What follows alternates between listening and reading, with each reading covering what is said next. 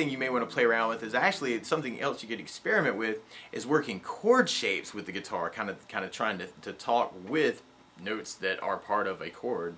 And there are a couple different chords that actually, if we, for instance, if we were doing an E major chord, all right, if you know E major, we'll walk through it really quick. You got first finger on the G string on the first fret, second finger on the A string on the second fret, and third finger on the D string on the second fret. And if you strum all the strings with that, that's something called E major, and it sounds really, really happy. But the reason why it sounds really, really heavy is because you're playing something called the root and the third and the fifth of a chord. And the three notes that we're actually playing in this chord are E's and G sharps and B's. So if we did those on that one E string, we'd have the open, and then we'd have fourth fret on the high E for the third, and we have seventh fret on the high E for the fifth, which is the B note. So we got E, G sharp, B, which makes that chord. But we could take those three notes, the 1, 3, and the 5, as kind of notes to try and say stuff with too. So we could even isolate just those three notes. And if we went to 12th fret, then we'd have another E note. So E, 1, 1, 5, 3, 1, 1, 3, 5, 3, 1, 3, 5, 3, 5, 1. That could be kind of a cool thing to try too. Now we were talking earlier about how the flat 3 makes things sad, and an E minor chord is a very, very sad chord. And the way you play E minor, first finger is going to go to the A string on the second fret, second finger is going to go to the D string on the second fret, and if you strum all those together, that sounds like E minor chord, and it sounds very, very sad.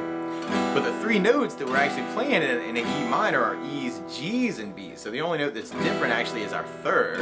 Instead of being G sharp, now it's a regular G. So if we were measuring that off, we'd have a 1 and a flat 3 and then a 5 for our E minor chord. So we could even take those notes kind of isolated to see what we could say with just minor stuff, or the notes of a minor chord.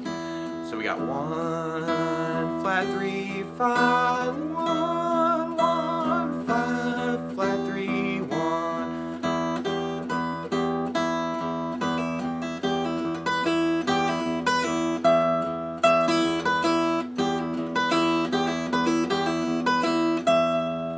Something kind of cool too is to play around with those notes to kind of hear that chord.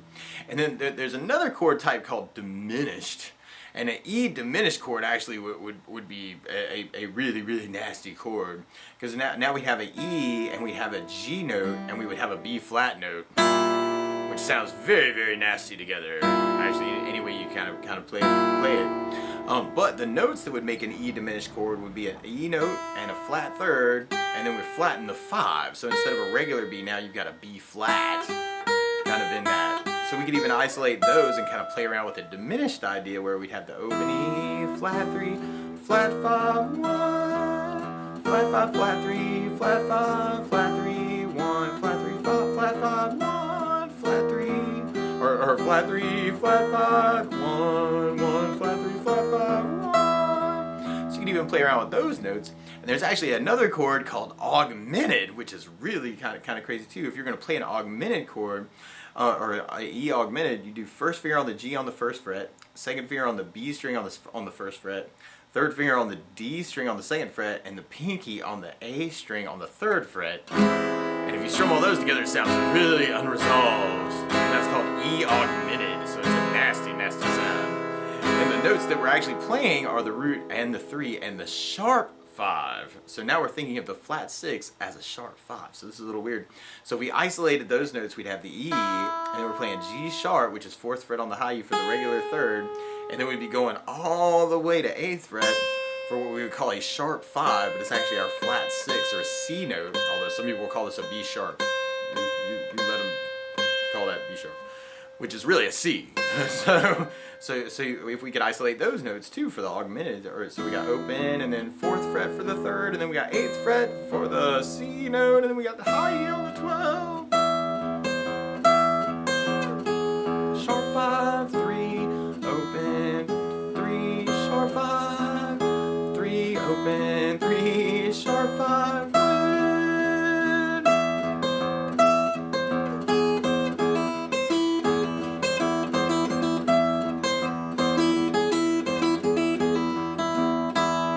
Kind of an aside, actually all the notes that we're playing in that augmented chord are actually a third away from each other. So actually it's the same distance between all three of those notes. And so technically any of them could be a root note, which is kind of a strange musical anomaly, where that E augmented that we were playing actually could be a C augmented, and it could also be a G sharp augmented, or an A flat augmented, if you want to think about it that way. So it's got a couple different names because it's actually equal in distance from the root to the third, and then from the third to the fifth, or the sharp five, and then from the sharp five to the root again. So anyway, that can be a cool thing to kind of play around with too. And then there are also some things called seventh chords. Actually, there are a lot of different chords. You could pretty much put any numbers that you want to together, and we could call it a chord of some sort. But a lot of times after the fifth of the chord is added, then there's something called the seventh. So we're kind of skipping in thirds. Root 1, 2, 3 for the third, 3, 4, 5 for the fifth, 6, 7 for the seventh. So something else you could do is you could try going from the root to the third to the fifth to the major seven or the regular seven, which would be like the 11th fret, or kind of that D sharp. So you got E, G sharp, B, D sharp, which is something called an E major 7. And if we were going to play an E major at 7 in root position, you do first finger on the D string on the first fret, second finger on the G string on the first fret, and third finger on the A string on the third, or on the second fret. And if you strum all those together, that sounds like E major 7, which sounds really, really groovy. Very, very happy chord here. And what we're playing is the root, the 3, the 5, and the 7 now, kind of all together. So if we isolated those on one string, we have the E and then the G sharp on 4th fret, and we have 7th fret for the B note, or the 5th, and then we're going all the way to 11th on the high E for the D sharp, and then we're back to E.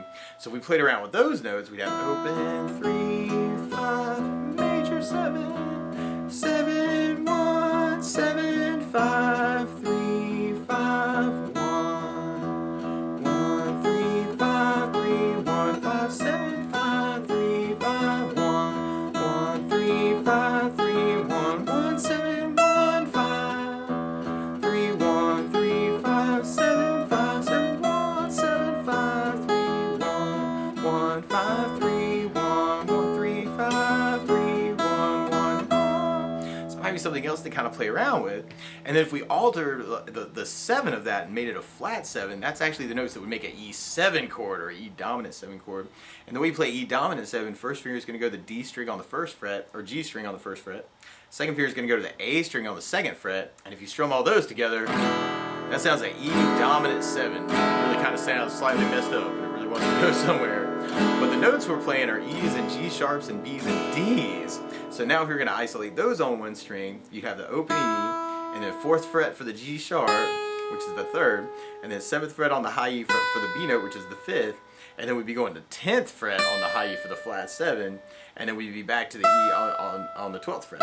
So we got 1, 3, 5, flat 7, 1. So if we isolated those to kind of play around with them, that could be kind of fun too.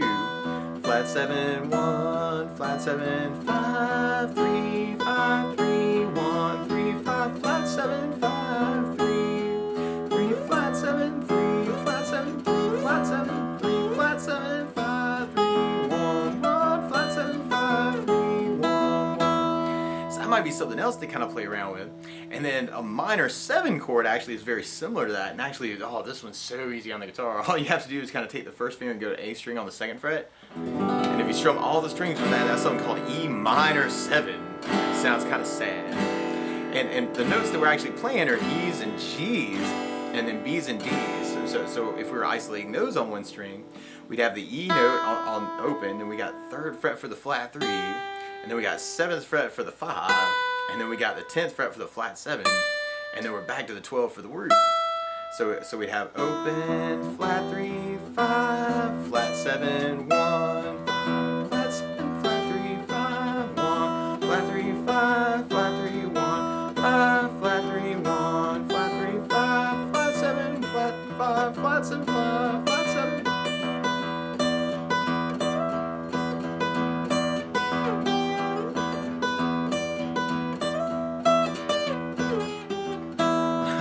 So that may be kind of a cool thing to play around with too. And then if we did a E minor 7 flat 5, that would be another chord that we could kind of play. And this actually on the guitar is going to be a little weird, because flat 5s, oh, who wants to play a flat 5?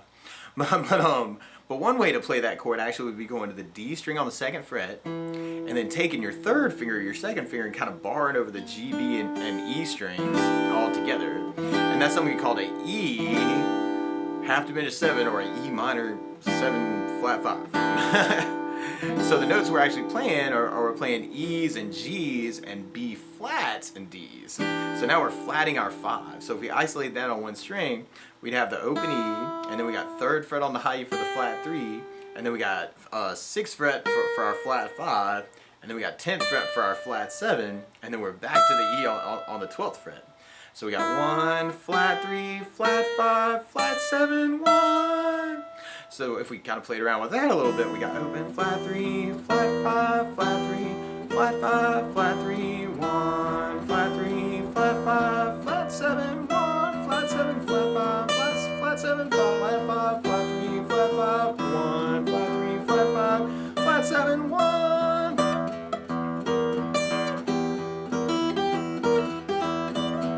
That might be something else to kind of play around with there.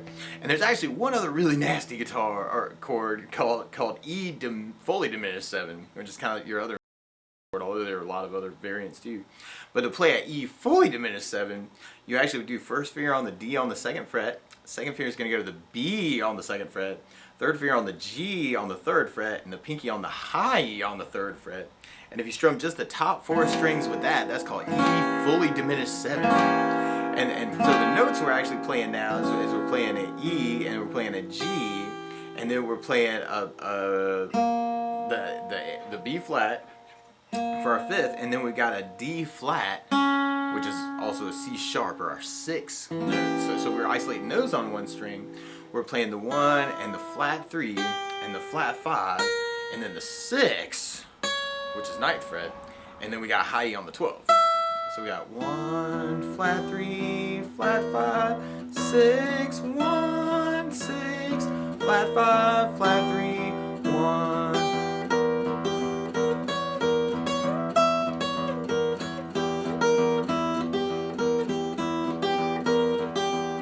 So that might be kind of a cool sound to play around with too. And one other weird thing about the fully diminished chord, kind of like the augmented, is a musical anomaly, because the entire chord is actually built out of flat 3rd shapes. So the distance that we're playing from the open E to the 3rd fret on the high E, kind of skipping over 2 frets to the flat 3rd, is the same distance that we're playing from the 3rd fret to the 6th fret for our flat 5, which is the same distance as our flat 5 going to our 6th, right? Going 8th fret on the high E to 9th fret on the high E, same distance. And then from there, we're kind of going from the 9th fret to the 12th fret, which is also a flat 3rd shape. So we're kind of going from a root to a flat 3, but if this was the root, it'd be a root to a flat 3, but if this was the root, that'd be a root and that's a flat 3, and if that's a root and that's a flat 3. So it's kind of a musical anomaly, because this actually is kind of a rootless chord, where it could be a E fully diminished, or it could be a G fully diminished, or it could be a B flat fully diminished, or it could be a C sharp or a D flat fully diminished. So it's a little weird there.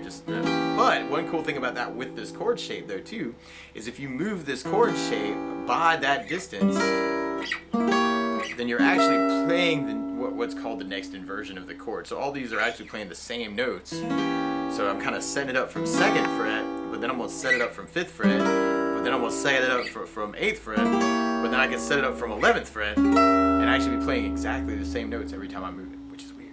But then you can isolate the fully diminished to kind of play around with too.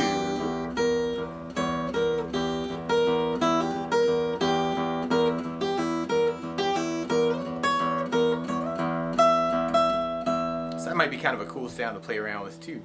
But for the most part, the idea of talking with the guitar is getting those sounds kind of embedded in yourself so that you know what those sounds are and where they are on the guitar.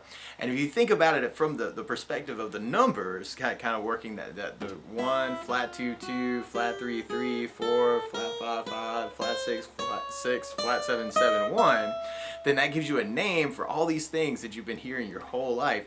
And once you kind of got those sounds internalized enough, a lot of times you can pick out tunes that you've always wanted to play, even if it's just on one string.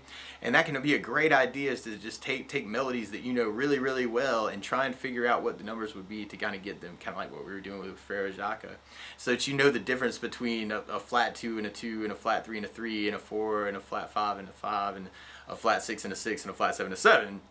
So that way, when you've got a melodic idea inside yourself that comes from your soul, then you can kind of put it down on paper, at least in some form, so that you know what you were playing. And it gives you a sound or a name for the sound. That's the main thing. It's just getting a name for the sound. So anyway, that's the basics of how you could kind of talk with one string on the guitar. And good luck!